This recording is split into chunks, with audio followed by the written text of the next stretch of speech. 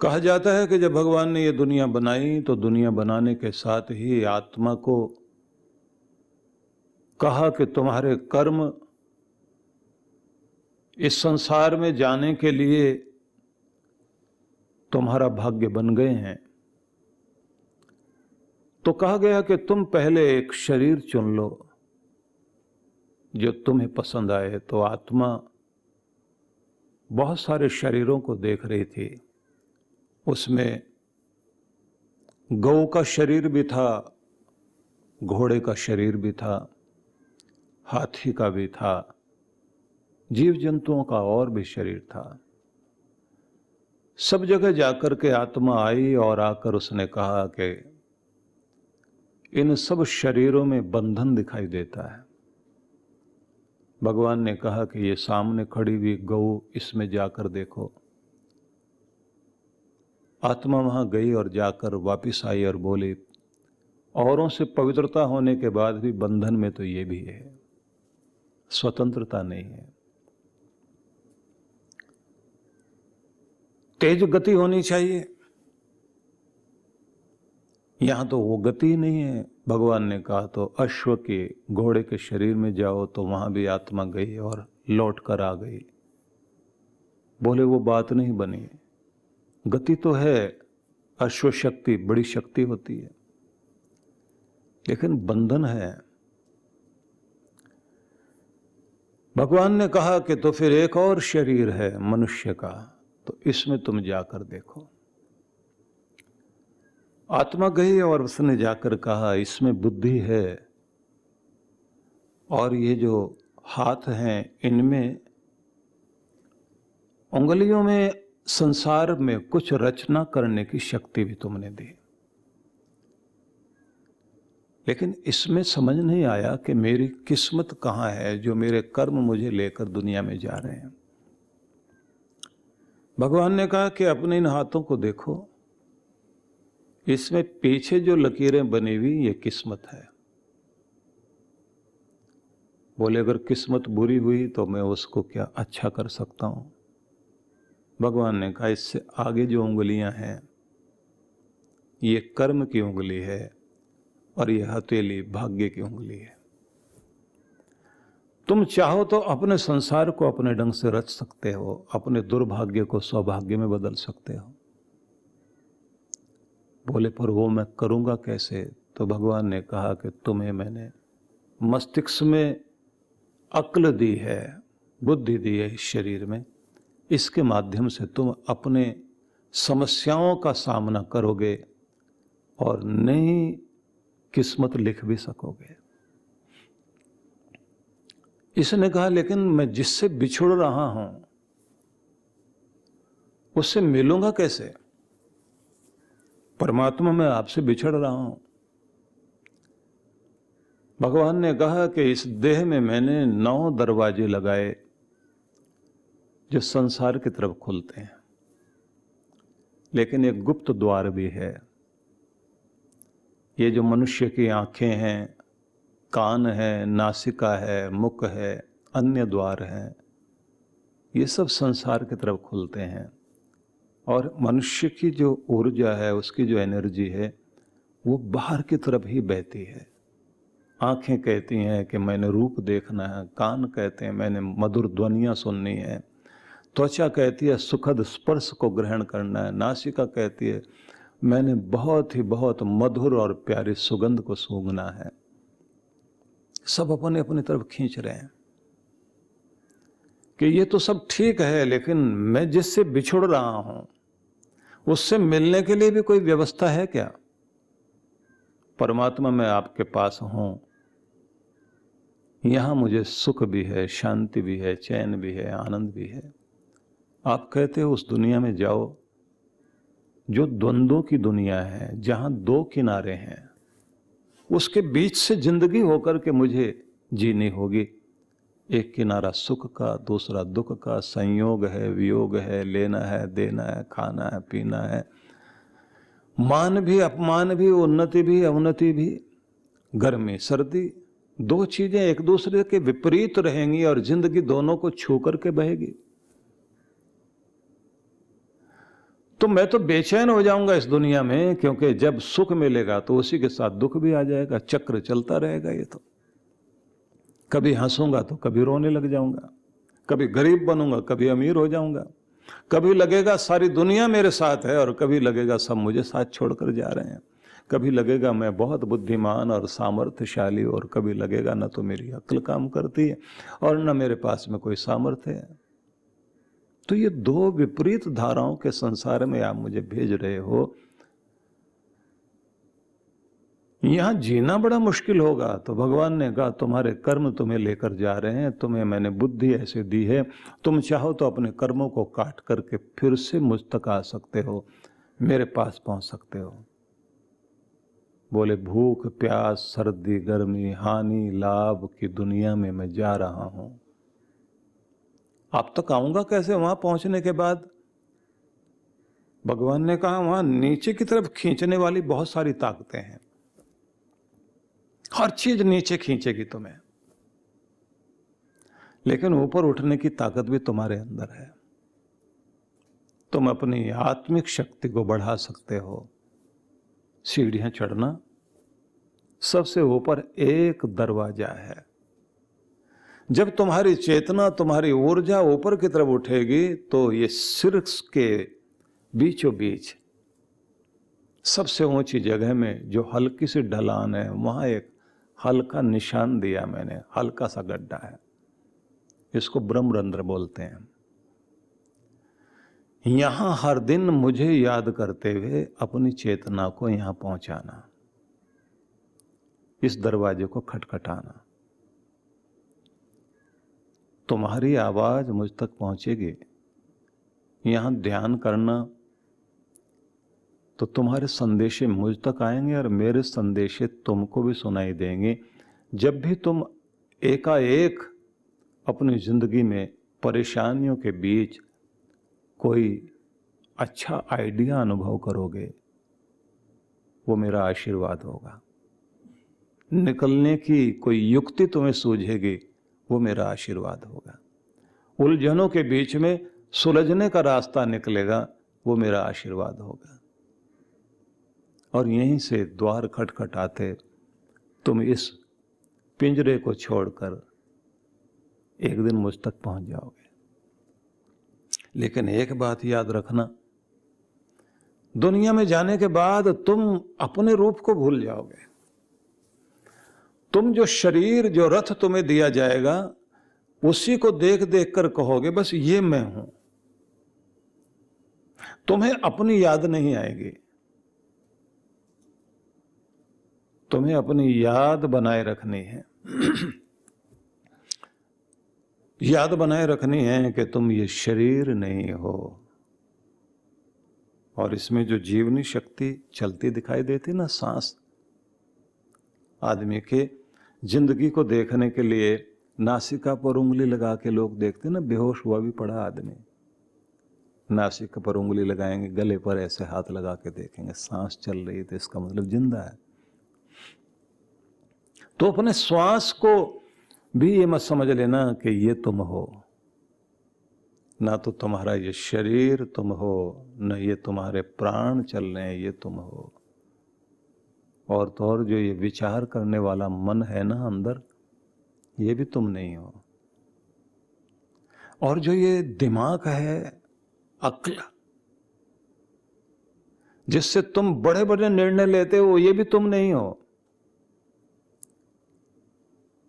तुम्हें ये याद रखना है कि इस सब के पीछे बैठी हुई एक शक्ति है जो इस शरीर की मालिक है, वो आत्मा, वो चेतना, वो तुम हो। और इसको समझ लेना। जब इसको जान लोगे और बार बार याद आएगी कि मैं शरीर नहीं, प्राण नहीं, मन नहीं, बुद्धि नहीं, चित्त नहीं, अहम नहीं, मैं चेतन तत्व हूं, इसकी अनुभूति करते रहना। मैंने एक शरीर धारण किया है, दुनिया में मैं कुछ कर्म करने के लिए आया हूं और फिर अपनी दुनिया में लौटना, अपने परमात्मा के धाम में लौटना है। इस धरती पर मुझे कितनी सांसें दी गई हैं और मैं कितने दिनों के लिए इस दुनिया में हूँ और कब मुझे फिर लौटना होगा और क्या बहाना बनेगा, ये तो वो जानता है। लेकिन मुझे ये याद रखना है कि इस शरीर और इस शरीर का एक नाम है, इस शरीर के साथ मेरी एक पहचान दी गई है, इससे जिसका जो भी रिश्ता जुड़ा हुआ है वहाँ मैं अपनी पहचान बनाए बैठा हूँ, लेकिन एक दिन ये छोड़ के जाना पड़ेगा। और कमाल ये है, जब छोड़ने की बारी आएगी तो तुम छोड़ना चाहोगे नहीं, लेकिन जो छुड़ाने वाली ताकत है वो तो बहुत बड़ी ताकत है, सब कुछ तो छुड़ा देती है। अपना घर, परिवार, मकान, दुकान, जमीन, जायदाद, वो गली, वो मोहल्ला जिसमें आप रहते थे और जहां आपकी अपनी पहचान बनी हुई थी।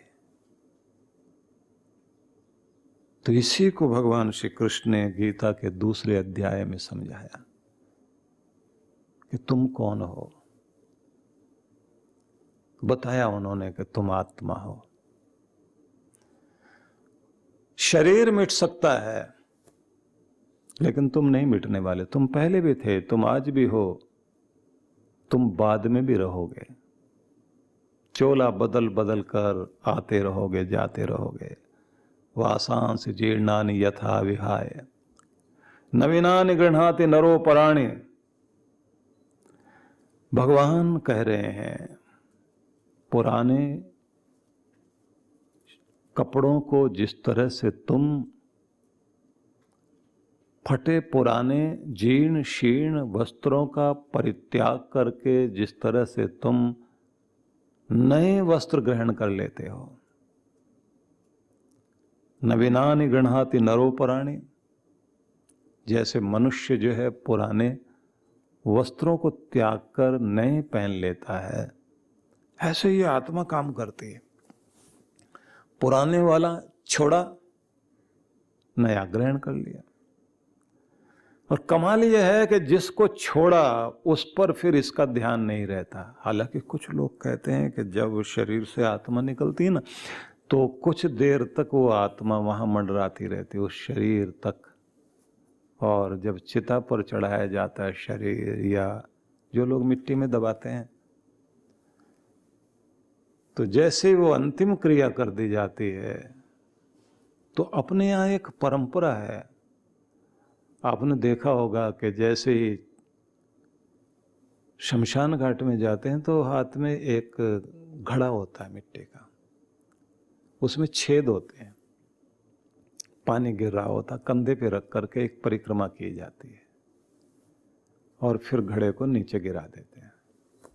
तो उसका मतलब होता है कि ये घड़ा जिंदगी, मनुष्य जो है वो, उसका शरीर एक घट की तरह था, घड़े की तरह था, और धीरे धीरे धीरे धीरे जो इसमें जीवन भरा हुआ था वो गिर रहा है नीचे पानी की तरह, और फिर घड़े को नीचे गिरा देते हैं, गैप फूट गया, एक धक्का मौत देती है और वो घड़ा फूट जाता है। तो एक अजीब क्रिया की जाती है बाद में, अंतिम संस्कार हो जाने के बाद, चिता जल गई तो उसके बाद वहाँ जो आचार्य होते हैं, वो वहाँ पंडे, वो लोग आके एक उस यजमान से कहते हैं कि तिनका लो हाथ में, और चिता की तरफ देखते हुए कहते हैं तिनका तोड़ दो और फेंक दो पीछे की तरफ, अब अपने घर की तरफ आओ। तो उसका मतलब होता है कि तिनके की तरह था रिश्ता, टूट गया। अभी जाने वाला चला गया, जाने वाले की याद आएगी। पेड़ों से टूट जाएं पत्ते, बिखर जाएं, डाली पर आकर नहीं लगते। बहती हुई नदियों का पानी बह जाए आगे, जो चला गया पानी वो लौट कर वापस नहीं आएगा। बीत गया समय, लौटेगा नहीं वो। जाने वाला चला गया, यादें आती रहेंगी, जाने वाला नहीं आएगा। और अगर आएगा तो नया शरीर धारण करके, नया नाम लेकर, नई कहानी लेकर दुनिया में आता है। वासांसि जीर्णानि यथा विहाय नवीनानि गृह्णाति नरोपराणि, ये कृष्ण भगवान ने संदेश दिया और बड़ी अद्भुत बात एक समझाई, जो हमारे सभी भारतीयों के लिए एक सिद्धांत बना। हम लोग हिंदू समाज के लोग एक सिद्धांत को सबसे अधिक मानते हैं, और वो सिद्धांत है आत्मा की अमरता का सिद्धांत। वो सिद्धांत है आवागमन का सिद्धांत। वो सिद्धांत है फिर लौटने का सिद्धांत, कि हम फिर आते हैं, फिर दुनिया में आते हैं। वो सिद्धांत बताता है कि जिसको मिलने के बाद पहली बार आपको लगता है कि इसको कहीं देखा है, ये आंखें पहचानी सी लगती हैं, ये कुछ अपना सा लगता है, पिछली यादें वो आपको इतनी पहचान तो देती हैं। और अगर किसी चीज को देखकर आपको डर लगता हो, बहते हुए पानी को देखकर चक्कर आते हो, ऊंचाई को देखकर चक्कर आते हो, आग को देखकर आप घबरा जाते हो, लंबी लंबी ऊंची लपटें उठ रही हो और आप बेहोश होने को हो जाएं, या बहुत बड़ी भीड़ देखकर एकदम आप घबरा जाएं, किसी जन्म में, निकट के जन्म में मौत जैसी हुई थी, उसकी स्मृति आज भी है, उसके कारण घबराहट, किसी को खून बहता देखकर एकदम चक्कर आ जाता, जमीन पर गिर जाता है, नहीं देखा जा सकता। अधिक खून बहने से मौत हुई थी, किसी के पानी में डूबकर, किसी के ऊपर से गिरकर। किसी आदमी को झूले पर बैठना ही अच्छा नहीं लगता।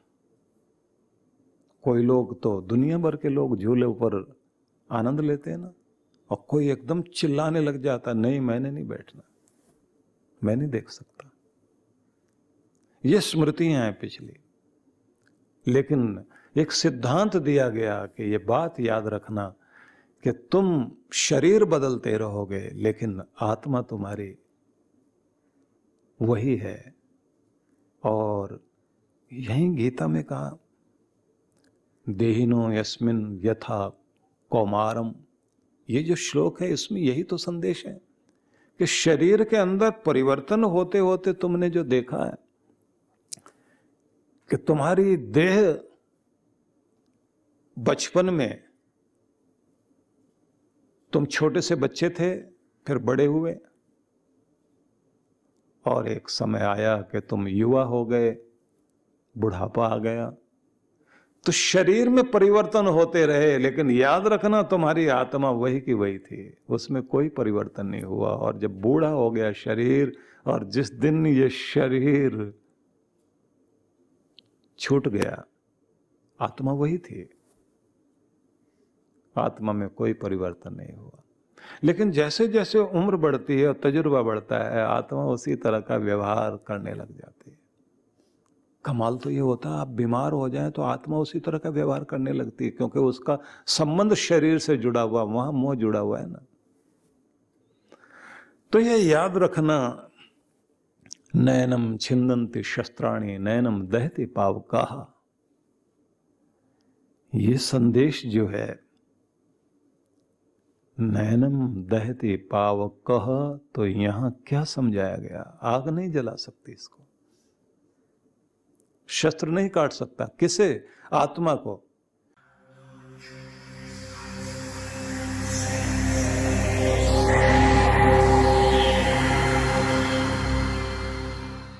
शिवरात्रि का अवसर सामने है और हम सब भगवान शिव के लिए कहते हैं कि शिव समान कोई दाता नहीं, विपद विदारणहार, लज्जा मेरी राखियो, हे शिव नंदी के असवार।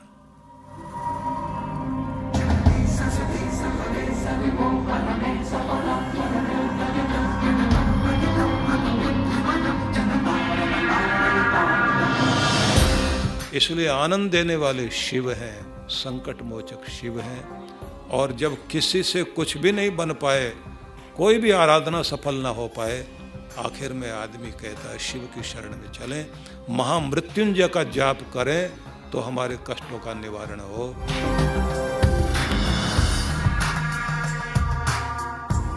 तो ऐसे भगवान शिव की आराधना का अवसर है शिवरात्रि। और शिवरात्रि में मन चाहा वरदान पा सकते हो, अपने कष्टों से मुक्ति पा सकते हो।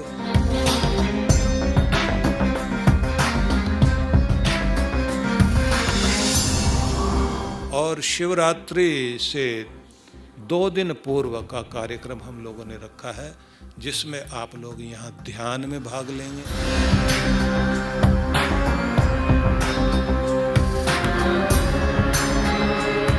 और शिवरात्रि वाले दिन जहाँ रुद्राभिषेक करने का अवसर भी मिलेगा, शिव का यज्ञ करने का अवसर भी मिलेगा, शिव सत्संग में भी आप लोग भाग ले सकेंगे।